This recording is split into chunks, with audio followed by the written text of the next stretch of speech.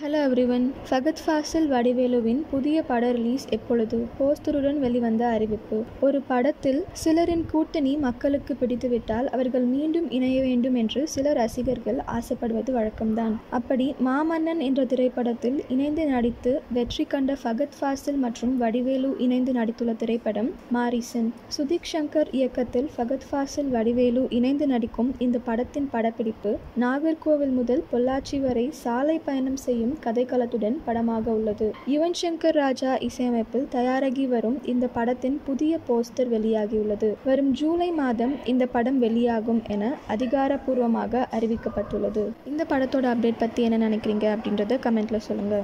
இதே மாதிரி latest cinema news அப்டேட்க்கு இந்த சேனலை சப்ஸ்கிரைப் பண்ணிக்கோங்க.